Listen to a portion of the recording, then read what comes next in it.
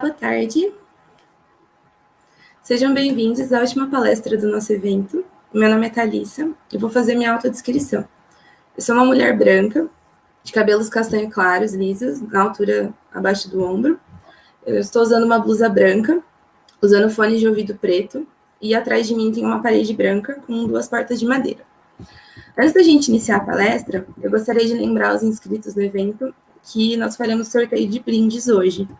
Então, agora nessa palestra, nós vamos sortear um livro da EduFiscar, de habilidades sociais e competência social para uma vida melhor, um livro da Nova Praxis, extensão universitária, potências em ação, e um caderno artesanal do empreendimento econômico solidário Recriarte, daqui de São Carlos.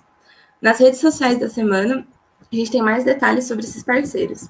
E aí o link de sorteio, ele está aqui no box da descrição do vídeo, e os ganhadores vão ser divulgados pelas nossas redes sociais e também pelo Google Classroom. E aí a comissão vai entrar em contato para acertar o envio dos prêmios. O link de presença também está aqui embaixo na descrição para os inscritos preencherem. E eu quero reforçar que esse formulário de presença, ele só precisa ser respondido uma vez por dia. Então, se você já preencheu na palestra de manhã hoje, ou na anterior a essa, não precisa responder de novo. Eu convido todos a interagirem aqui no chat ao longo da palestra, pontuando dúvidas, fazendo comentários, e ao final a gente vai ter um tempo justamente para essas discussões e dúvidas. Então, fiquem à vontade. A gente também tem um link de dúvidas aqui no box, para quem se sentir mais confortável, pode enviar por lá, que a gente também vai estar acompanhando. E aí, se houverem comentários de cunho preconceituoso, nós vamos desativar o chat, e aí vocês podem encaminhar todas as questões por esse link. Além disso, a comissão organizadora informa que, infelizmente, a gente não vai contar com a tradução simultânea para Libras por conta de alguns imprevistos da equipe de intérpretes. Então, nós gostaríamos de pedir desculpas por essa situação e já estamos trabalhando para solucionar isso da melhor forma possível. Bom, hoje a gente vai contar com a presença do Francisco Marques Nogueira. O Francisco é psicólogo, formado pela UFRJ e psicanalista. Um dos fundadores da revista Pantaneia, trabalho vencedor do primeiro prêmio Margarete de Paiva Simões Ferreira, concedido pelo Conselho Regional de Psicologia do Rio de Janeiro. Também foi coautor do artigo sobre inclusão de pessoas com transtornos mentais no mercado formal de trabalho, junto à empresa Presunic, ganhador do Prêmio Ser Humano, concedido pela Associação Brasileira de Recursos Humanos. É membro efetivo do Departamento de Formação em Psicanálise do Instituto SAD Sapiente, de São Paulo. Atua em seu consultório clínico na Vila Madalena e é criador da consultoria Relações Simplificadas, que tem entre seus clientes empresas como Fazano, Sul América, Braskem, Fleury, LSG Skychefs, entre outros. Apenas em 2019, foram mais de 3.500 pessoas impactadas por suas palestras e workshops em mais de 30 clientes. Francisco é o curador dos temas e roteirista dos vídeos do canal no YouTube Relações Simplificadas. Hoje o Francisco vai falar sobre os desafios para a saúde mental no pós-pandemia. Oi, Francisco. Seja bem-vindo. Tudo bom, Thalissa? Tudo bem, tudo Boa certo. tarde, é um prazer estar aqui, é uma honra. Muito obrigado pelo convite. Agradecer também ao Jonatas e Maria Clara, que estão fazendo aí a parte que a gente não vê aqui do nosso encontro, né? Estão cuidando de tudo para funcionar muito bem aqui. A gente que agradece a sua participação, então eu passo a palavra para você, fique à vontade para começar. Muito bem, então, seguindo na nossa hashtag para cego ver, eu sou um homem branco, eu uso cavanhaque, estou de camisa de botão branca com um blazer azul claro por cima. E atrás de mim tem uma parede branca com um quadro. O fundo ele está desfocado, né? Esse quadro branco é um quadro que eu uso para fazer os meus estudos e as minhas anotações. Então dá para ver desfocado algumas coisas escritas. É um prazer estar aqui hoje à tarde. E foi com muita gratificação, foi muito gratificante, né, receber esse convite da Thalissa para falar sobre o futuro da saúde mental, né? A gente já vinha tentando trazer para o primeiro plano o debate sobre a saúde mental no mundo de hoje, né? O mundo vive uma crise de saúde mental como jamais vista, e agora com a pandemia, o que acontece é um acirramento das questões de saúde mental e um acirramento da urgência para a gente tratar desse tema. O Brasil já era, antes de começar a pandemia, campeão mundial de ansiedade, campeão latino-americano de depressão. A gente tem talvez a geração com maior índice de suicídio da história da humanidade. Uma situação que realmente é muito complicada e que provoca o pensamento, né, e o questionamento de por que isso está acontecendo justamente nesse momento, nesse mundo de hoje, onde a gente tem tantas possibilidades, tantos recursos, né, e as pessoas estão ficando adoecidas, né, adoecidas da mente.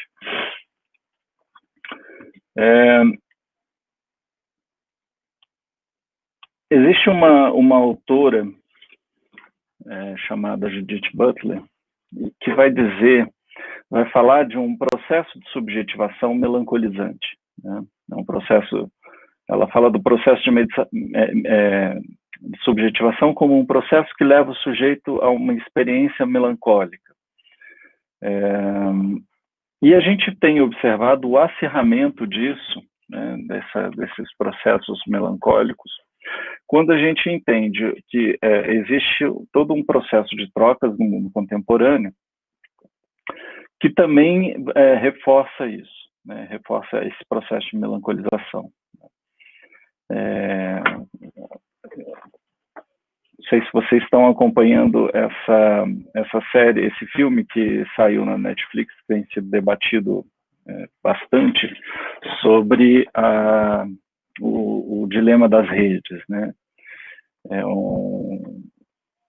um trabalho muito interessante, né? Tem uma parte desse filme que ele mostra uma pesquisa que foi feita com relação ao consumo de redes sociais e de celular e o aumento dos índices de depressão e suicídio entre jovens, né? Então, a gente já tem aí todo um cenário de subjetivação e de proposta de trocas que propõe, que coloca o sujeito sob pressão, né? A gente difunde esses ideais, né, de beleza, de saúde, de consumo, através das redes, e a gente não consegue alcançar esses padrões, né? Então, a gente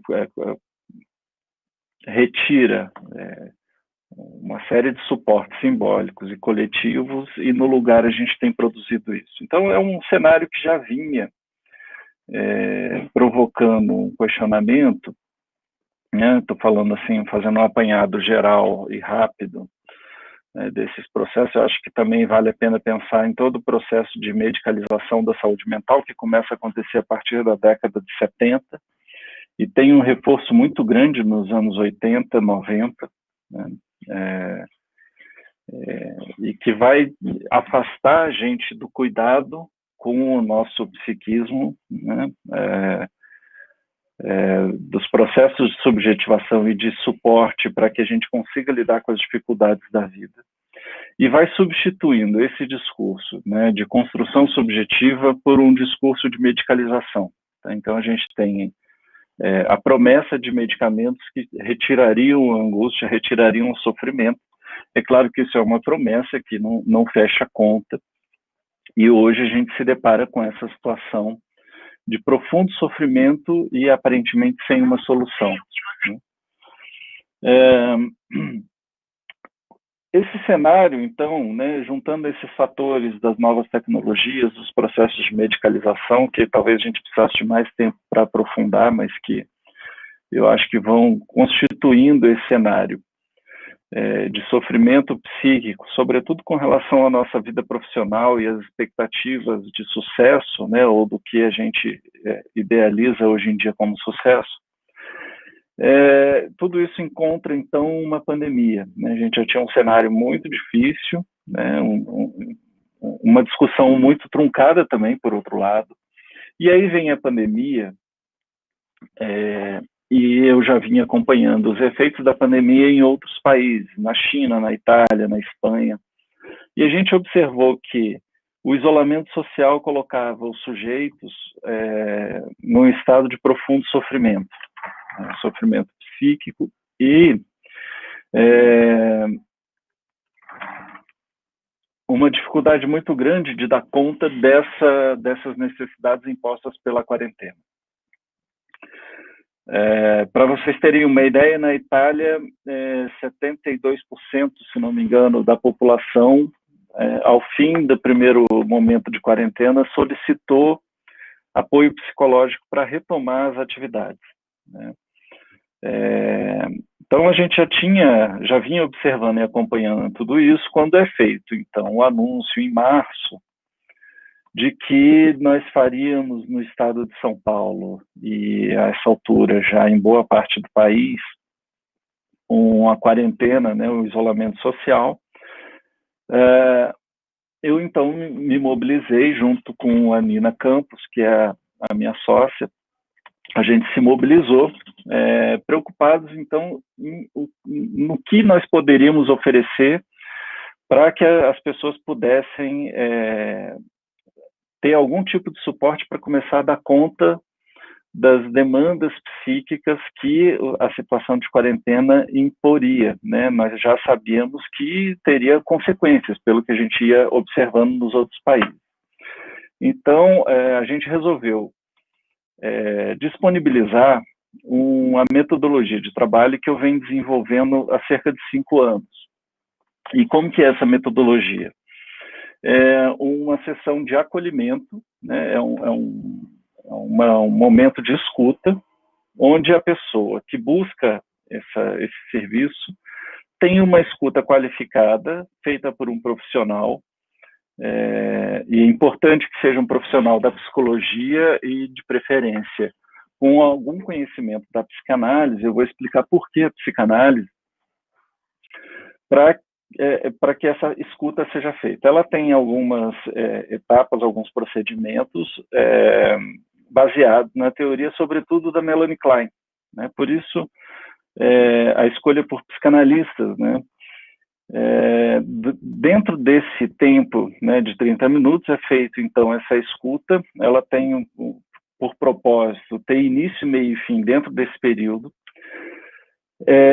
E a gente fez de tal maneira que a gente pudesse evitar que o usuário repetisse o contato com o mesmo profissional, né? Então, o que a gente fez? A gente montou um site, eu chamei profissionais conhecidos para fazer as escutas de maneira voluntária, e nesse site, quando o usuário acessava, ele encontrava os profissionais, e dentro do perfil de cada profissional, o horário que o profissional dispunha para fazer a escuta.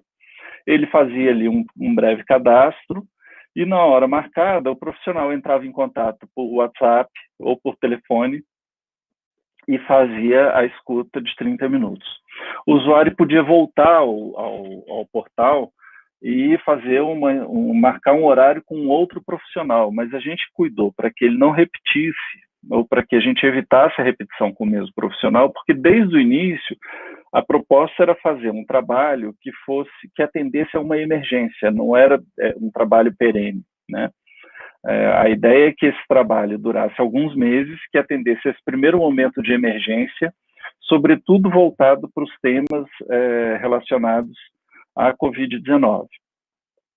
Então, a proposta era ser um trabalho temporário, e por isso era importante evitar que o usuário repetisse o mesmo profissional, para que ele não criasse vínculo, né? Porque na hora que a gente retirasse o serviço do ar, esse usuário ele não ficaria na dependência de alguém que ele não encontraria mais, né? Então a gente organizou essas regras básicas, colocou, foi coisa de 24 horas, o site estava montado, estava no ar, E no dia 20 de março, a gente começou a fazer as escutas. O trabalho de escutas, ele foi até o dia 20 de agosto, foram 5 meses.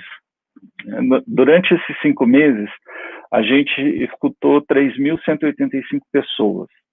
Foram 4.460 escutas, né? Algumas pessoas passaram por alguns profissionais.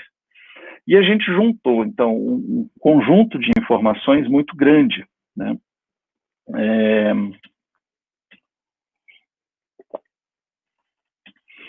Essas informações a gente está compilando. Eu vou apresentar para vocês hoje uma prévia do que a gente encontrou nesse meio tempo, e eu acho importante falar um pouco sobre as mudanças que o cuidado com a saúde mental sofreu durante esses meses, o que a gente observou de mudança, para a gente poder pensar o que a gente pode pensar do futuro, né, dos cuidados com a saúde mental.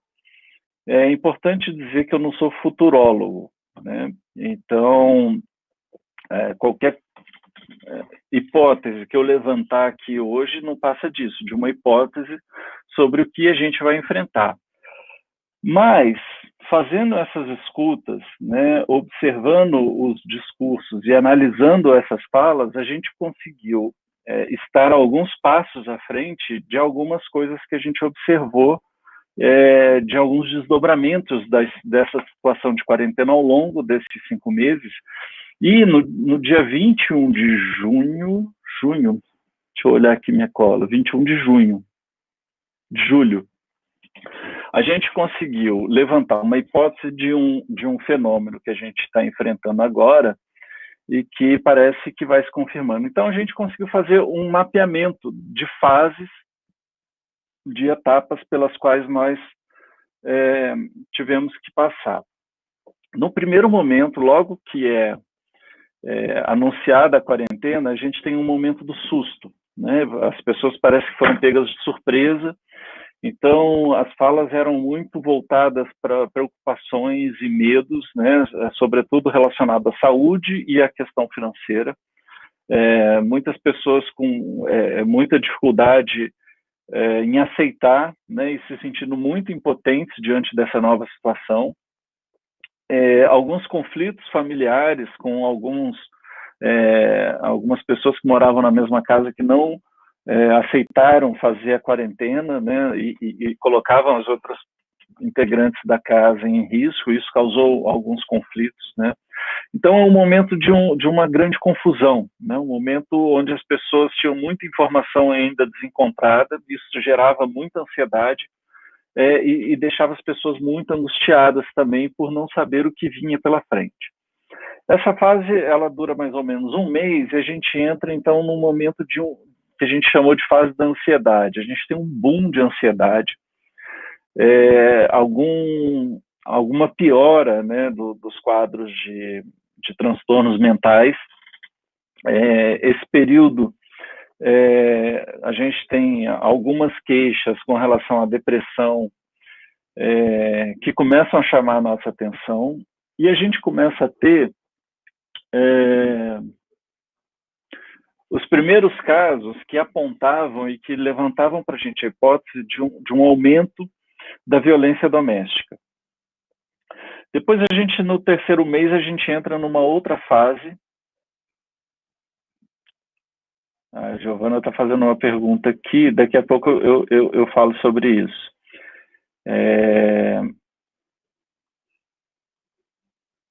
Tem algumas perguntas legais aqui. Você considera... Eu acho que sim, Jéssica. Jéssica está perguntando se essa estratégia ajuda a chegar em diferentes populações. Eu acho que sim, eu vou falar mais sobre isso. Nessa terceira fase, a gente está numa etapa de saturação, onde as pessoas começam a falar do cansaço, do esgotamento. A gente tem um aumento de casos de abuso de álcool e drogas. A gente tem algumas falas que denotam a necessidade de um cuidado maior, sobretudo voltadas ao tema do suicídio. E é um momento onde a gente começa a fazer alguns encaminhamentos, né? Alguns casos, a maior parte dos casos, eles se encerram nesses 30 minutos, mas a gente tem aí alguma coisa em torno de 15% dos casos que demandam encaminhamento. E nessa fase, nessa terceira fase, essa necessidade aumenta muito. A gente começa a discutir no grupo o porquê desse aumento de demanda por tratamento e por um acompanhamento mais de perto. Então, a gente foi formando, ao longo desses meses, uma série de parcerias de serviços que ofereciam psicoterapia de longo prazo, ou no formato mais tradicional, e encaminhava para esses parceiros essas pessoas que precisavam de tratamento, mas não tinham condições de arcar com esse tratamento. O grupo fazia reuniões semanais também, de 2 a 3 reuniões para discutir casos e encaminhamentos, né? Então, nessas reuniões, a gente começou a pensar sobre isso quando a gente chegou nessa terceira fase da saturação, que se tornou muito frequente a necessidade de encaminhamento. Depois a gente entra numa quinta fase, que é essa fase que a gente está agora, numa quarta fase, né, que é a fase de descompressão, negação. A gente começa a observar um processo de negação, né, da pandemia muito forte, lembrando que durante todo o período a gente teve um atravessamento de discursos que levavam a discussão sobre a pandemia para o campo ideológico, e aí a gente observou em diversos momentos impactos negativos diante de falas de autoridades que negavam a gravidade do problema, no sentido de que as pessoas deixavam de procurar o nosso serviço ou faziam cancelamentos de última hora por conta de uma fala de alguma autoridade desautorizando o pensamento científico e médico a respeito da pandemia e dos perigos que o coronavírus trazia. Então, agora, nesse momento, a gente percebe que as pessoas vão tendo uma experiência de alívio psíquico, né, com todas as notícias de reabertura, mas isso é acompanhado também por um processo de negação, né, como se a gente ainda não estivesse numa pandemia, né? A gente observa esse processo acontecendo, também por conta de um sofrimento muito grande, né, das privações que a maior parte da população passou, mas é um processo perigoso, né, porque expõe o sujeito a um risco que, se ele não tivesse neste processo, ele não se colocaria, né? E aí a gente fala, então, agora, sim, de uma possibilidade para o futuro, né, para o futuro do cuidado com a saúde mental, que é o momento do trauma, que é o que a gente observa que está chegando, né? Passado, então, esse momento de maior esgotamento, de maior saturação, depois de passar pela descompressão, talvez venha o trauma. O que é isso? É a gente enfrentar, por exemplo, os lutos que não foram bem elaborados, né? A questão do desgaste dos profissionais de saúde. Tem algumas matérias que eu tenho acompanhado falando sobre uma possível debandada, né, de profissionais de saúde que estiveram na linha de frente, que talvez não sigam na profissão por conta do estresse, do desgaste de tudo que eles passaram, né? A gente tem aí a questão do trauma que fica, eu acredito que para uma parte, né, da população infantil, né, que passa por dificuldades também nesse momento. A gente está enfrentando agora uma situação séria com os profissionais da educação, enfim.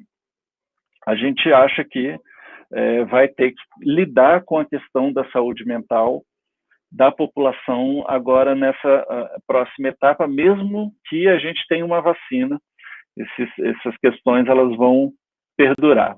E aí a gente tem um problema sério, né? Porque, primeiro, que da forma como eu entendo o trauma, eu gosto muito do pensamento do Ferenczi sobre a formação de um trauma, ele não tem uma data de validade, né? O trauma ele não se encerra depois de um tempo, né? A gente não esquece isso no sentido de que isso não deixa de ter um registro no nosso aparelho psíquico. E, pelo que Ferenczi demonstra, esses discursos negacionistas, eles tendem a piorar o trauma, né? Quando você tem o que ele chama de desmentido, né? Você tem uma experiência de uma violência, uma experiência potencialmente traumática. Depois, diante de alguém que nega a sua experiência, isso pode ter uma inscrição traumática no aparelho psíquico.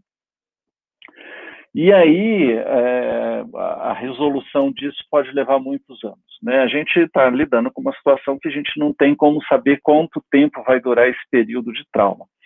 Mas tem uma pesquisa que foi feita na China com a SARS, né, em 2002, 2003, que teve o registro. Eles fizeram um levantamento de várias pesquisas, saiu há alguns meses na revista Lancet, e várias pesquisas indicaram, de um pouco mais de 3 anos, as buscas por ajuda de um profissional da psicologia com a queixa relacionada à experiência de isolamento social vivida naquela época na China, né? Então, a gente tem assim, um período de 3 anos onde as queixas manifestas elas ainda estão associadas à situação traumática. Porém, a gente vai conhecendo através do Ferenczi que um trauma ele pode se estender às vezes por décadas, né, ao longo da vida de uma pessoa e causar efeitos, né?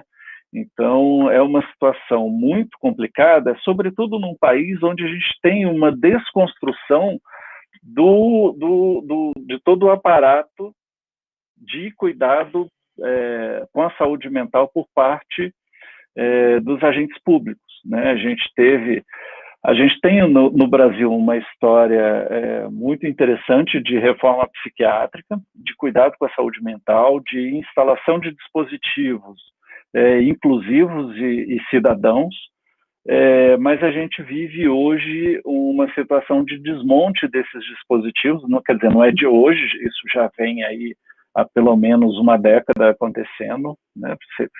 Uma década, assim, para ser bastante otimista, eu diria. Mas é uma situação muito preocupante, porque a gente tem um aumento de demanda e a gente tem um desinvestimento por parte do Estado de um sistema de saúde mental que funciona, né?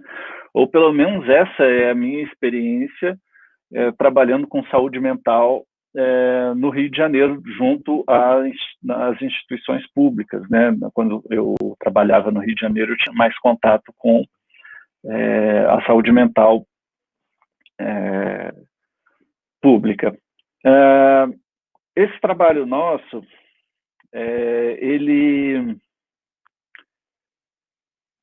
durante esses 5 meses, a gente atendeu gente do mundo inteiro, né? A gente teve visitas de pessoas do mundo inteiro. A gente tentou evitar que pessoas de fora do país nos acessassem, porque, para ser bem restrito e bem fiel às orientações do Conselho de Psicologia, a gente deveria ter a escuta só dentro do território nacional, só que na internet essas coisas elas ganham outras dimensões, né? Então, muitas vezes a gente só descobriu que a pessoa era de fora do país no final de uma conversa. Mas a gente acolheu pessoas do Brasil inteiro, né? 98%, 99% das pessoas que nos procuraram estavam dentro do território nacional, de todas as regiões do país. E, respondendo a pergunta que alguém deixou, deixa eu ver quem que foi. Foi a Jéssica, né? Sim, Jéssica, eu acho, né? A gente foi muito curioso isso, que logo que a gente colocou no ar esse trabalho, e a gente teve apoio de algumas figuras públicas, algumas pessoas da imprensa, então a gente ganhou uma certa publicidade, e a gente ouviu alguns colegas psis, né, se queixando que nós estávamos destruindo o mercado de trabalho do psicólogo, porque a gente estava oferecendo algo gratuito, né? E essa é uma acusação que não encontra fundamento quando a gente observa o que realmente acontece, né? O que acontecia foi que pessoas que jamais procuraram um profissional psi, né, ou que jamais procurariam se sentiram à vontade e nos procuraram, né? Então, tem uma história que me marcou muito, que é uma senhora que me liga de uma comunidade no Rio de Janeiro, e ao final da nossa conversa ela diz assim: nossa, né, as pessoas dizem que basta ir para a igreja que está tudo certo, né? Mas assim, a igreja é importante, mas a gente precisa também de uma escuta de um profissional de vez em quando, porque Deus não vai fazer nada por nós se a gente não correr atrás, né? Então, aí foi uma fala que, né, que eu achei muito bacana, porque era uma pessoa que nunca tinha procurado, tinha um preconceito com relação a procurar um profissional e que ali tinha tido uma experiência, né? Eu dizia para os profissionais: a gente precisa botar uma semente, né? A gente vai encontrar essa pessoa, vai ter uma experiência com ela, um contato.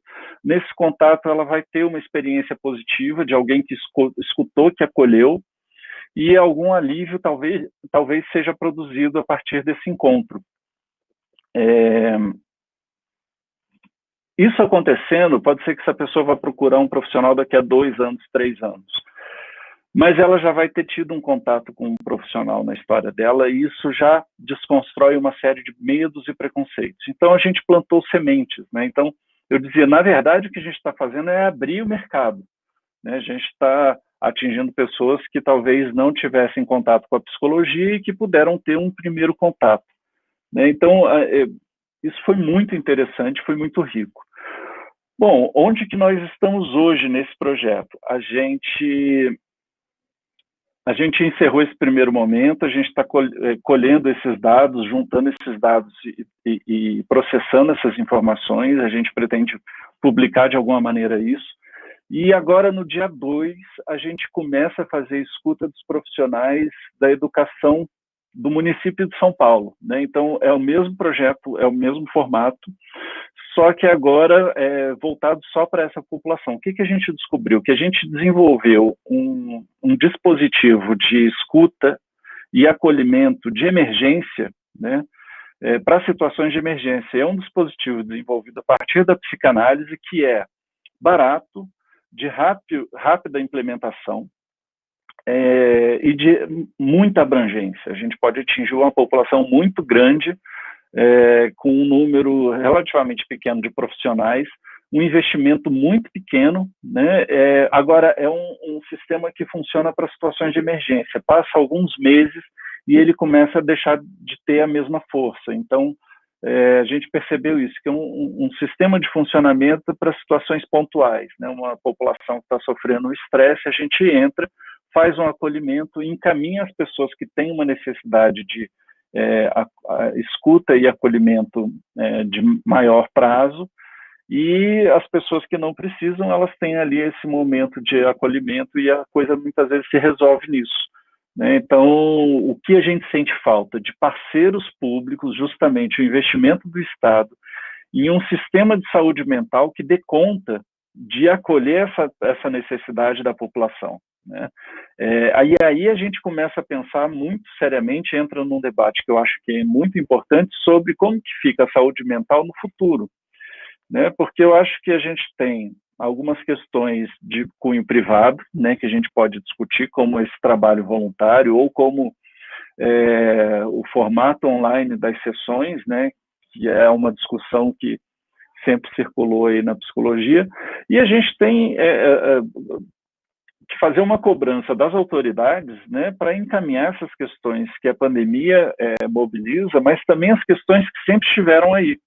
A gente viu que muitos serviços como CAPS fecharam durante a pandemia, muitos psiquiatras e psicólogos deixaram de atender seus pacientes durante a pandemia, né? A questão dos planos de saúde foi uma questão complicada, porque alguns planos no começo da pandemia não quiseram pagar as sessões online, né? E isso trouxe uma série de queixas para a gente, né? As pessoas se queixando que não conseguiam mais ter acesso aos seus tratamentos. No interior do Brasil, no interior da Bahia, muitos CAPs fecharam, e essa população procurou a gente maciçamente em busca de uma solução que a gente não podia oferecer, né? Então, o que a gente fez foi reencaminhar, encontrar algum serviço na região, muitas vezes voluntário, para fazer esses encaminhamentos. Então, para mim, isso aparece como uma grande questão, porque a gente tem uma demanda muito grande de um lado, quer dizer, uma população que precisa de acolhimento psicológico, e a gente tem um desmonte também, por outro lado, por parte do Estado, do que existe de estrutura para atender essa população. E a gente tem, no meio do caminho, um desconhecimento também, né, das pessoas não saberem que profissional procurar quando elas estão passando por alguma situação difícil.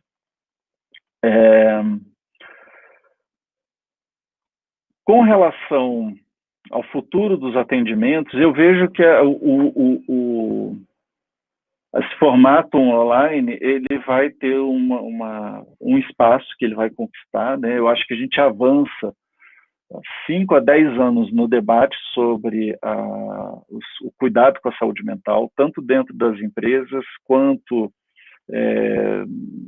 na nossa vida, né, particular. Os psicanalistas, eles tinham uma resistência muito grande, não se podia falar sobre atendimento online antes da pandemia, hoje em dia já é alguma coisa que é aceito, tem pesquisas acontecendo. Então, eu acho que vai ter aí uma possibilidade maior da gente poder fazer esse trabalho, né? Antes da pandemia era algo meio escondido. O próprio Conselho Federal de Psicologia, os conselhos regionais de psicologia, tinham uma discussão muito lenta sobre como utilizar, como se fazer o atendimento online. As pessoas que atendem alguém, às vezes, de fora do país ou de outros estados, faziam isso na surdina, e hoje isso ganha uma naturalidade maior. Isso eu acho que é um ganho para o cuidado com a saúde mental no futuro. E eu acho que o susto que a população tomou também pode ajudar muita gente a chegar mais perto do nosso campo. Apesar de que, como o Bio ensina, a gente tem uma dificuldade muito grande de aprender com a experiência. Então, muita gente, depois de passar o susto inicial, acaba deixando de lado, né? Mas eu acho que muita gente vai se aproximar, né? Eu vejo como um mercado o campo psi como um dos grandes campos, né? Um dos campos mais valiosos aí para as próximas décadas, né? Quem está começando agora na psicologia chegou num momento muito, muito interessante do ponto de vista das possibilidades profissionais, né? Basicamente, o que eu tinha para contar é isso. A gente está chegando no final do tempo da minha fala. Eu queria saber, Thalissa, você deve estar me ouvindo aí, se eu vou lendo as perguntas, se vocês querem ir fazendo as perguntas, como que a gente procede agora? Olá. Oi, Francisco. Olá. A gente está organizando as perguntas, então. Primeiro, eu queria te agradecer por tudo que você trouxe de conteúdo nessa palestra. Eu comecei a ler as perguntas aqui porque eu achei interessante, deu vontade de ler todas, mas aí eu vi que não ia dar tempo de eu comentar todas as perguntas enquanto eu falava e chegar pelo menos nesse ponto do que vem por aí, né, das dificuldades que a gente enfrenta. Então, eu parei de ler, mas eu estou super interessado pelas perguntas. Estou falando isso só porque as pessoas que eu não li, para não se sentirem deixadas de lado, só isso. Não, mas foram muitas perguntas mesmo que encaminharam aqui no chat, o pessoal está bem interessado. Então, enquanto a gente organiza aqui internamente, obrigada novamente, né? Foi bastante relevante tudo que você abordou, do contexto delicado do Brasil, antes mesmo do início da pandemia. Também achei muito interessante essa oferta de suporte, né, com a sessão de escuta e acolhimento, que você falou. Inclusive, se eu não me engano, foi divulgado no mapa Saúde Mental, não foi? Foi. Eu vi através de lá. E aí, também, como através disso, vocês conseguiram levantar a hipótese das 4 etapas de manifestação de sofrimento, né? Uhum. Então, vamos dar uma olhada aqui nas perguntas. Podemos começar? Podemos, vamos lá. A primeira pergunta, Akira: como tem sido o impacto da atuação dos profissionais da saúde mental com os profissionais da saúde da linha de frente? Que ações podemos tomar para ajudar enquanto estudantes?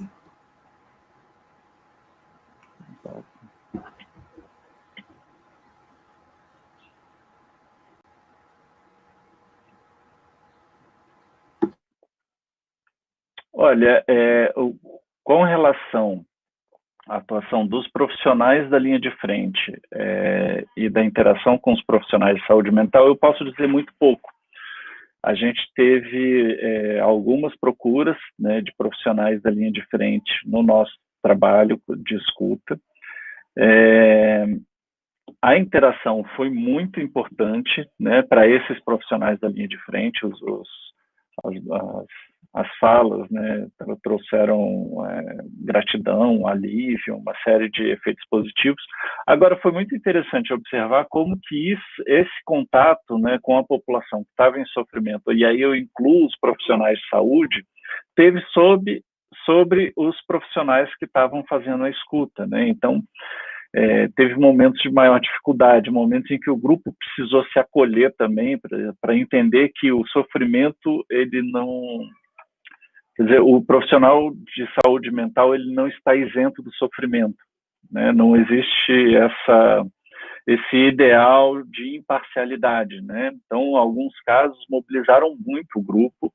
A gente chegou em um ponto do trabalho que a gente começou a propor um rodízio entre os profissionais para que eles descansassem uma semana e voltassem para as escutas nas semanas seguintes, né? Então, teve um momento que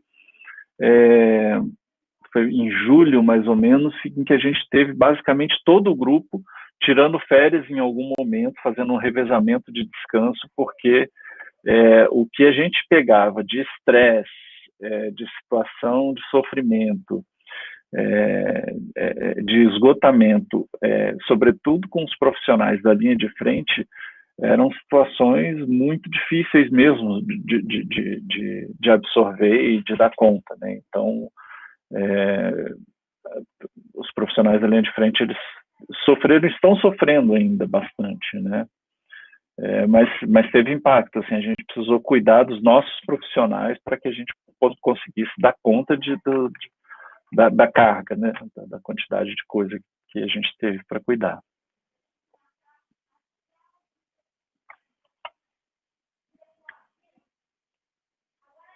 Você tá muda. Essa é a frase mais falada na pandemia, né? Seu microfone está desligado. Sim. E a pessoa fica um tempo lá só dublando, mas obrigada pelo aviso. Temos outra pergunta da Micaela. Boa tarde. Você comentou sobre os impactos do isolamento em outros países.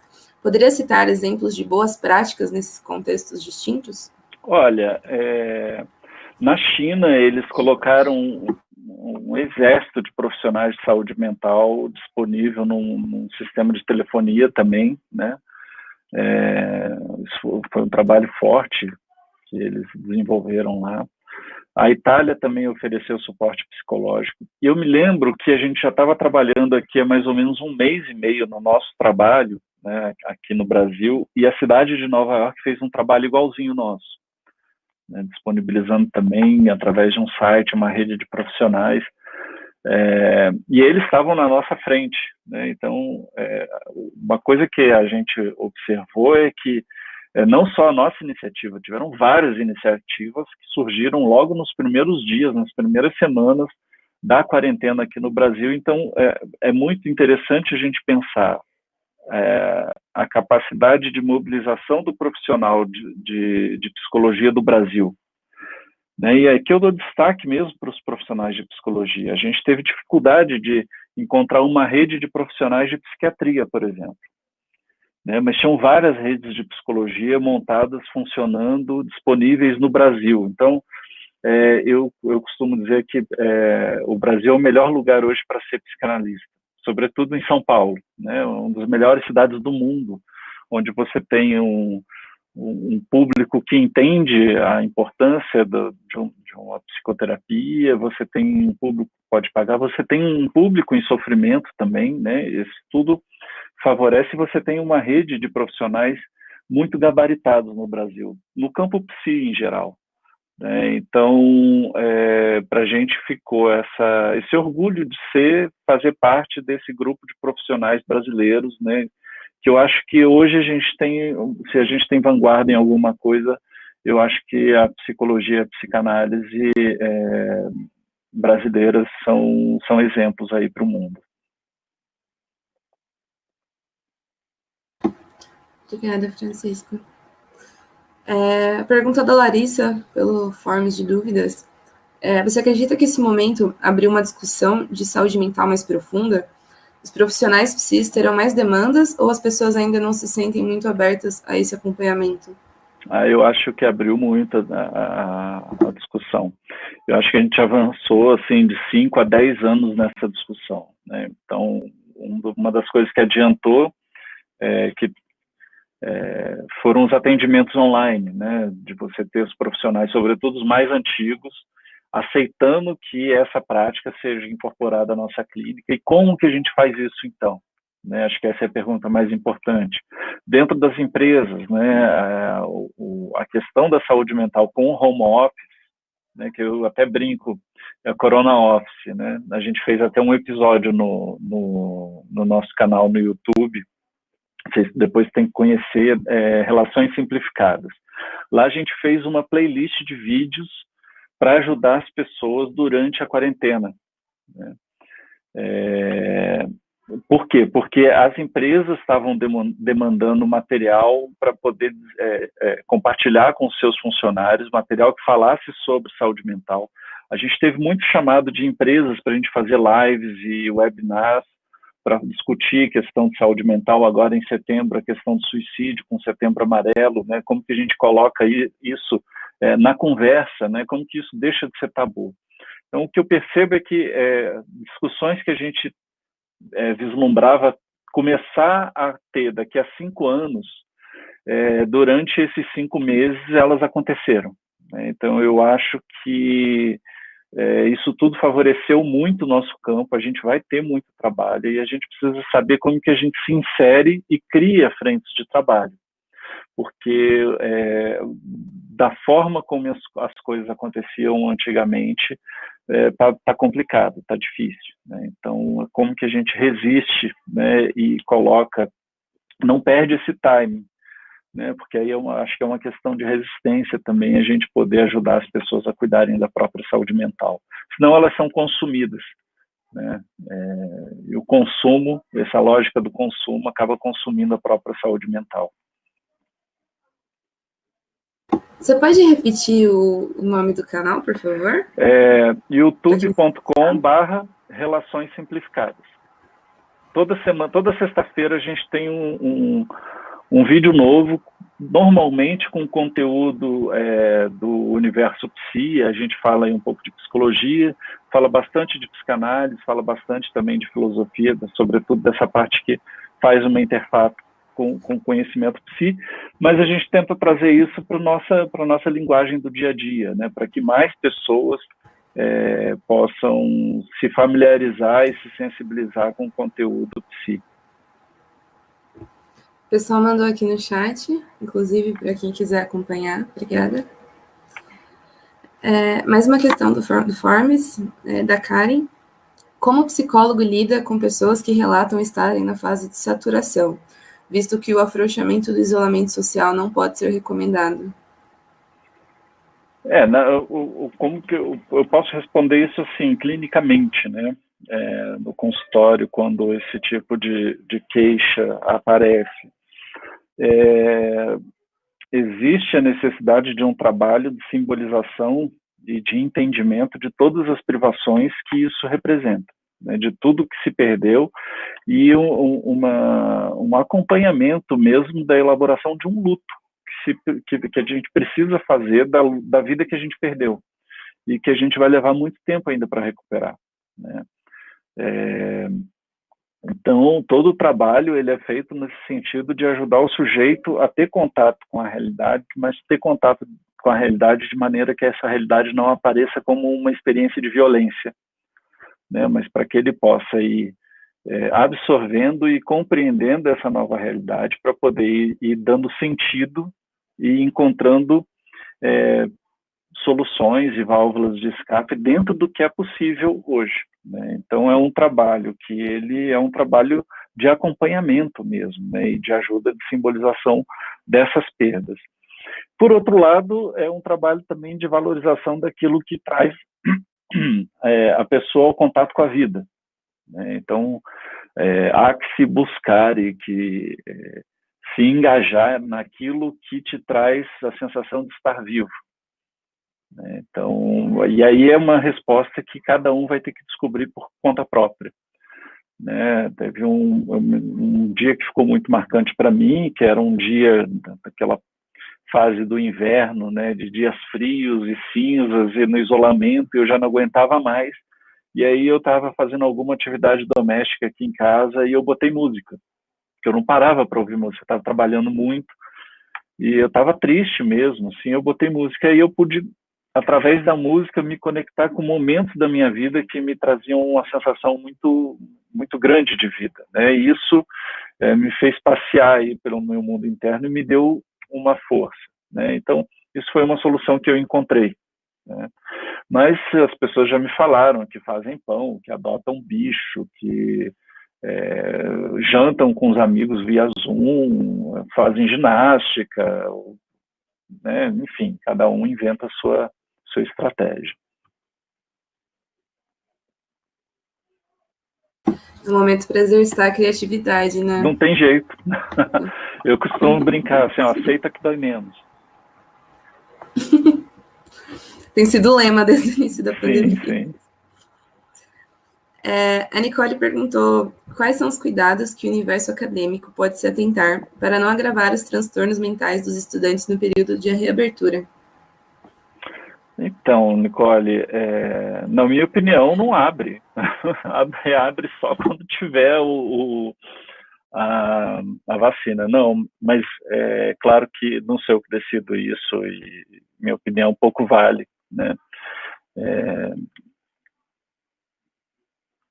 Olha, é uma situação muito séria essa, né? Eu tive contato com pessoas que trouxeram informações de estudantes que não puderam voltar para casa, tiveram que ficar nos alojamentos isolados, da família isolados, sem aula, sem namorada, né? Sem namorado e toda essas problemáticas que surgem quando você tem, sobretudo nas universidades públicas, né, onde você tem um auxílio estudantil, um apoio para pessoas que realmente precisam morar e viver a universidade, né? Eu tenho visto algumas iniciativas de algumas universidades que têm oferecido apoio psicológico para os estudantes. Vale a pena procurar os setores de SPA, DPA, né? Não sei como cada universidade nomeia os seus departamentos de formação clínica que oferecem normalmente o atendimento, mas reforçar esse tipo de ação, né? Não tem muito jeito. A universidade precisa oferecer suporte, oferecer apoio e oferecer acolhimento. É uma equação difícil, porque a gente vive esse processo de desconstrução da coisa pública, né?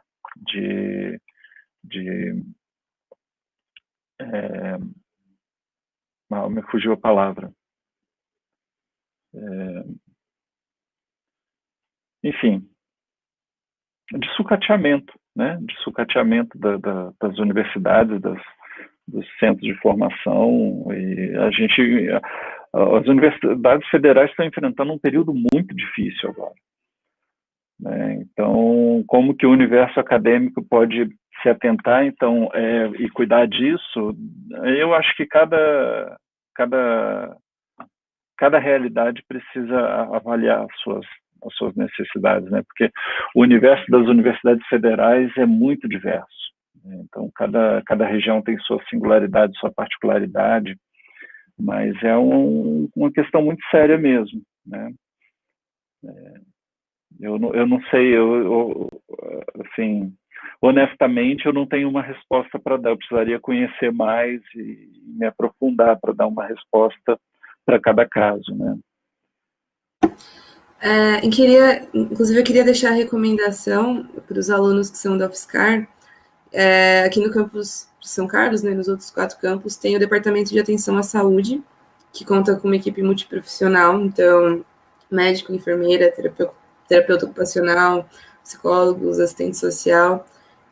Então, eles estão abertos a atendimento, tanto remoto quanto presencial, se houver necessidade. E também alguns projetos organizados pela PROACE de incentivo à permanência estudantil, né, com foco nos alunos bolsistas. Então, quem sentir necessidade, é uma boa alternativa buscar esses serviços. É bom mesmo. A próxima pergunta foi pelo Forms também, da Caroline. Como funcionou o serviço de escuta que você ofertava? Olha, Carolina, era muito simples.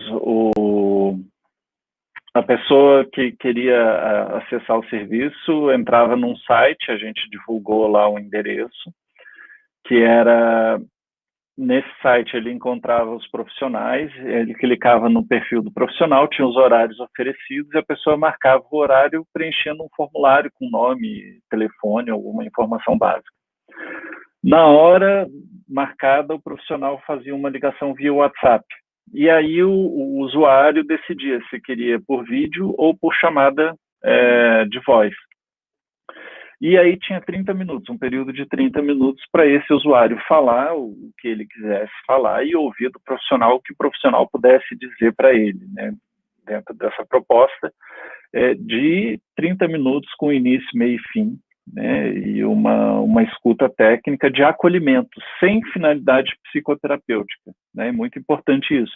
A ideia não era oferecer psicologia online, terapia online. A ideia era oferecer um acolhimento, né? Embora um acolhimento tenha efeitos terapêuticos, a gente não partia dessa proposta para oferecer esse serviço, né? A proposta era só mesmo fazer uma escuta e um acolhimento, né? Então, mas o que a gente observou era isso, as pessoas tinham realmente um alívio, né? Não dá para falar de uma eficácia terapêutica, mas de um efeito terapêutico sim é possível falar.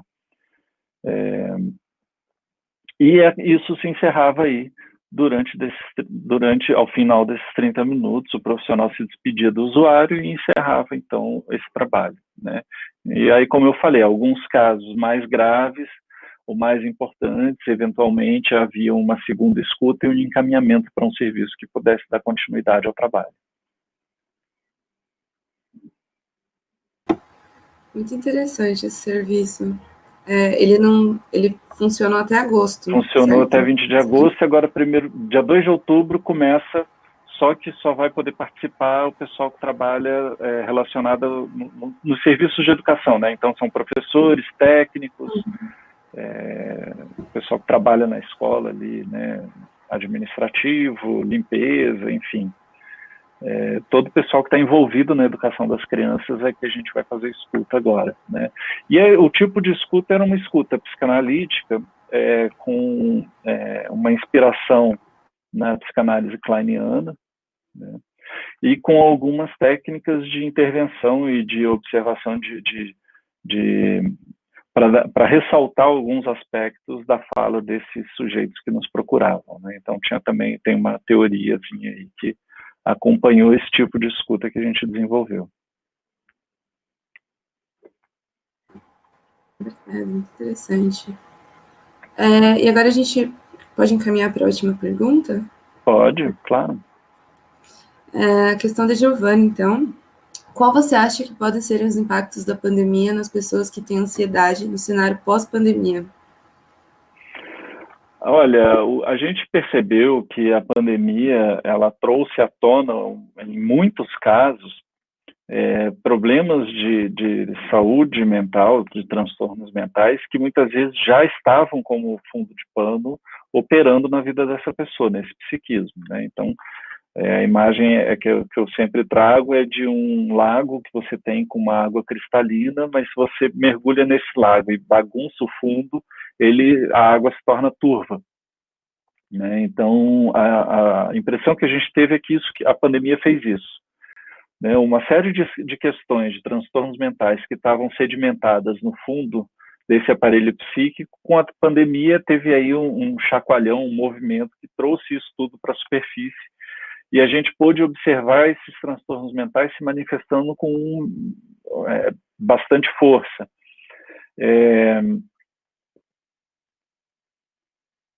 Os casos de ansiedade, que foram, acho que foi a maior parte dos casos, no momento a gente observa no momento, quer dizer, quando a gente encerrou o nosso trabalho, né, no último mês, a gente já observava um declínio das queixas de ansiedade, de uma ansiedade maior.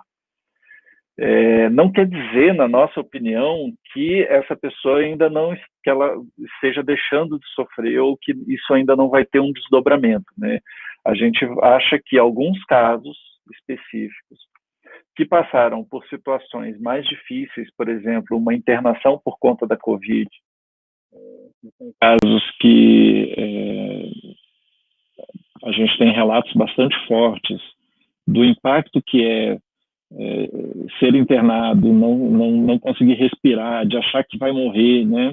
Ou até das pessoas que não chegaram a precisar ficar internadas, mas precisaram passar ali pelo convívio, né, daqueles momentos ali de sala de hospital, da ala das pessoas contaminadas pela Covid-19, quer dizer, é uma situação de muito estresse, de gente morrendo, né, de ver os corpos passando pelo corredor.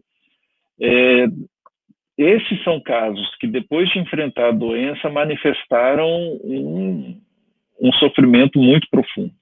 A gente tem um número grande de pessoas que passaram por isso e que talvez tenham a necessidade mesmo de fazer um tratamento para poder elaborar essa experiência, né? Ou aquelas pessoas que perderam alguém muito próximo e que não tiveram tempo de fazer um enterro apropriado, né? Isso também é uma situação muito melancolizante, porque você não tem a materialidade do corpo para fazer a despedida dessa imagem de um corpo vivo, que a gente tem representado na mente, e da prova de realidade de um corpo sem vida. Então, a gente precisa da prova de realidade. Sem a prova de realidade que a gente faz ali no momento em que a gente está velando o corpo e preparando para o enterro, a gente fica... É como se não houvesse o registro dessa morte no aparelho psíquico. Isso pode ser uma experiência muito melancolizante e muito preocupante para o futuro. Então, eu me preocupo mais com esses casos de imediato, porque são casos que se encontram já um cenário prévio de algum tipo de transtorno de ansiedade, pode se desdobrar em alguma coisa mais grave, e algo que precise realmente de um tipo de tratamento mais de perto e mais atencioso. Então, acho que pode ter algum impacto em alguns casos e que a gente vai precisar cuidar com muita atenção.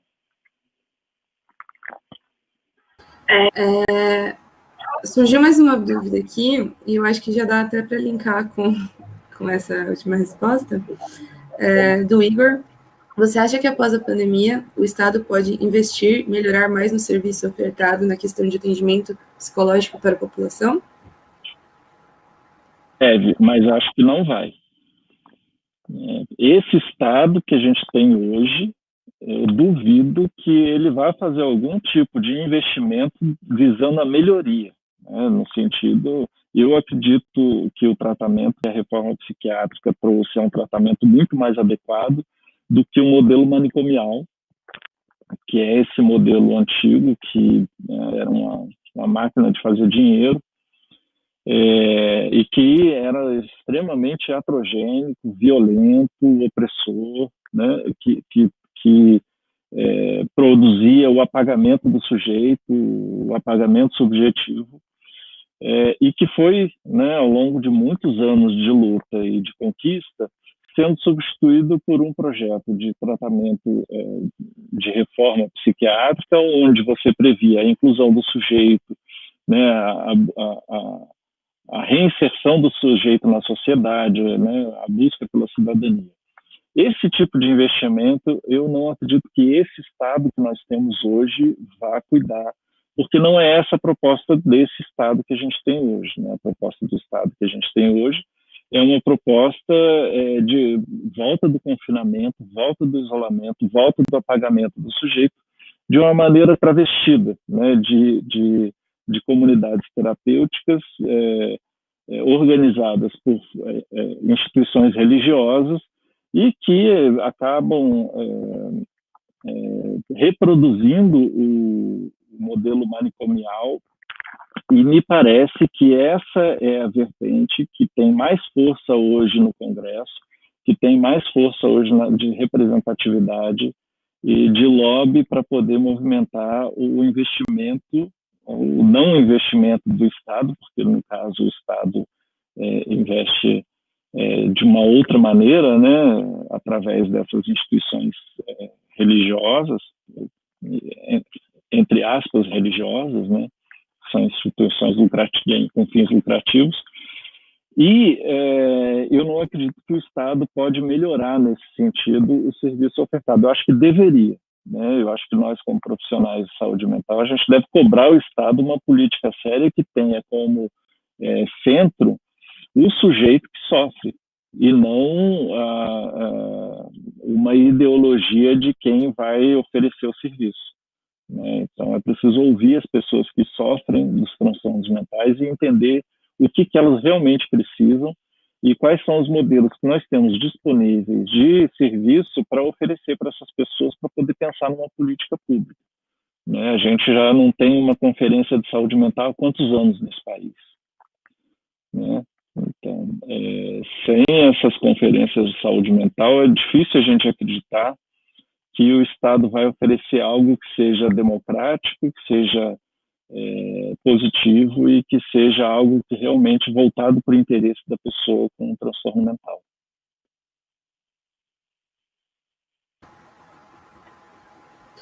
Uma resposta um pouco chocante, mas necessária.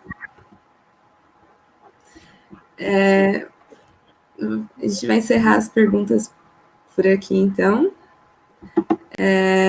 Queria te agradecer mais uma vez pela disponibilidade, pela sua presença.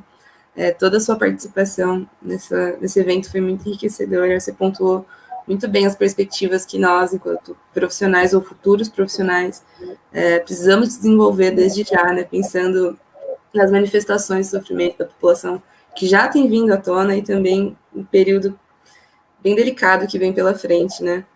E como você mesmo comentou antes da gente entrar aqui na live, a UFSCar tem uma forte tradição, né, em análise do comportamento, então é muito interessante ter esses espaços que trazem outros olhares, como, por exemplo, da psicanálise, que foi o que você trouxe, né? Então, obrigada por agregar tanto para o nosso evento. Eu não estou conseguindo te ouvir, não sei se...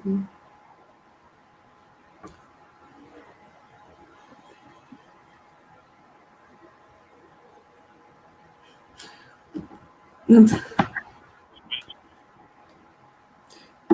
Eu acho que não está dando para ouvir.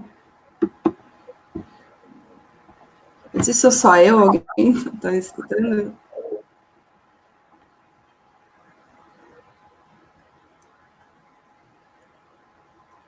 Eu acho que ele caiu, voltou.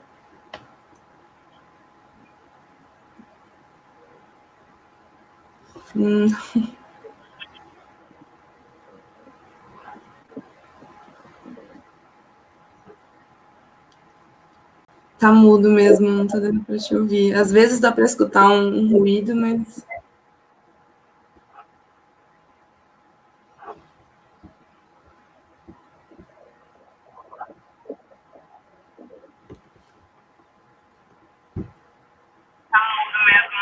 Deixa eu ouvir. Às vezes dá para escutar um ruído, mas...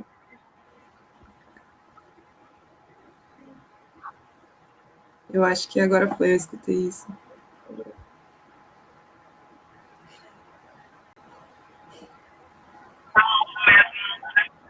Às vezes dá para escutar um ruído, mas...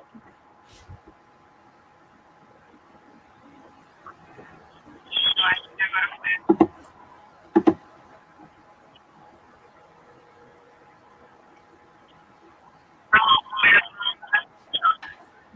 Oi, vê se está ouvindo agora. Voltou. Voltou. Ah, que Voltou. bom. Eu mudei o microfone. Não, muito obrigado. Ainda bem que o problema de som só deu agora no final, né? Ainda bem, mas é compreensível, acontece bastante. Infelizmente, a gente está a serviço das tecnologias. A tecnologia ainda é muito precária, na minha opinião. Apesar da gente poder fazer tudo isso que a gente faz, é um negócio, assim, aquela coisa, parece que sessão espírita. Fulano, você está entre nós, dê algum sinal, né? E aí ficam as pessoas, o microfone, e aí falha, e na hora que a pessoa vai dar aquela informação, assim, o final da história triunfante, aí ela trava. Aí fica aquela coisa, assim. Então, eu acho que isso também é uma dificuldade que a gente vai continuar enfrentando aí, pelo menos até o fim do ano que vem, com as tecnologias muito precárias. A nossa internet ainda é precária, ainda mais no Brasil. E a gente ainda tem muita gente que precisa ter acesso. Isso foi uma dificuldade que a gente enfrentou. Pessoas que não tinham acesso à internet, mal tinham um aparelho para poder acessar uma chamada e queriam participar da nossa escuta, né? Então, a gente ainda tem esse desafio ainda no nosso país, né? Levar esse acesso para a maior parte da população que não tem. Simplesmente é muito difícil você falar em retomada de aula, retomada de cuidado com saúde mental online ou não, se as pessoas não têm como acessar. Os alunos, né, que estão sem aula porque não tem um computador para conectar, ou que não conseguem acompanhar, e aí no final do ano tem as provas de acesso à faculdade, e é uma população que foi mesmo posta de lado da competição da próxima rodada, e isso é uma geração tirada do... Né, a quantidade de gente que está saindo da escola, sobretudo da escola pública, é muito grande, porque perde o interesse, perde a motivação, perde a esperança, e abandona os estudos, né? Isso é uma coisa muito terrível que está acontecendo no nosso país. Exatamente, e o acesso a aulas, a conteúdo, enfim, acesso à internet no geral, envolve mais que só o equipamento em si e uma conexão de boa qualidade, né? Tem também o espaço em que a pessoa vive e que ela compartilha com outras pessoas, tem o estado mesmo da pessoa, se ela realmente está apta e consegue realmente conduzir aquilo. Então, são muitos desafios mesmo. E é bem preocupante ver essas provas tão próximas e tantas pessoas colocadas de lado mesmo, como você disse. Sim, sim. Mas, enfim, muito obrigada novamente. Então, a gente encerra aqui com grande êxito, né, na última palestra da 17ª Semana da Psicologia UFSCar. Espero que tenha sido tão proveitoso para todo mundo quanto foi para nós da comissão, né, ter contato com temas tão relevantes, profissionais tão ilustres, com uma atuação muito rica, que contribuíram dessa forma muito significativa, né, para disseminar esse conhecimento em tempos tão delicados que a gente tem vivido. Obrigada também a Maria Clara, o Jonathan e a Vitória, que trabalharam aqui no backstage dessa palestra. E também queria lembrar que o formulário de sorteio ele vai ser fechado daqui a pouco. E aí, para as pessoas que se inscreveram nos minicursos, eles vão acontecer no próximo final de semana, né, nos dias 3 e 4 de outubro, a partir das 10 da manhã. E aí, mais informações vocês encontram lá no Google Classroom, e qualquer dúvida podem enviar por lá ou pelas nossas redes sociais. Então, tenha um bom início de semana e a gente se encontra em breve. Muito obrigado a todos pela participação e agradeço aí a Thalissa e a comissão pelo convite. Obrigado, Maria Clara e Jonatas, pelo apoio. Olá, participantes! Estamos finalizando este ciclo do nosso evento e gostaríamos de deixar nossos agradecimentos para pessoas muito importantes que nos ajudaram a construir e fizeram ser possível a realização da 17ª Semana da Psicologia UFSCar. Em primeiro lugar, agradecemos a professora doutora Raquel Brino, que ao longo desse ano nos orientou, nos ajudou e manteve as portas abertas em todos os momentos. À Pró-Reitoria de Extensão do UFSCar, agradecemos por acreditarem em nosso evento. A todos os profissionais convidados, agradecemos pela disponibilidade em participar da SEMPSE e aos conteúdos ministrados que nos propiciaram uma nova visão sobre os respectivos temas. Aos nossos parceiros, agradecemos pela confiança. Aos inscritos e todos que nos ajudaram a promover e divulgar a SEMPSE, agradecemos pelo carinho e por tornar possível a maior edição da semana. Por fim, Agradecemos nossos colegas da comissão organizadora que se dedicaram e trabalharam ao longo de vários meses para construir esse belo evento. Esperamos vocês na próxima edição da semana.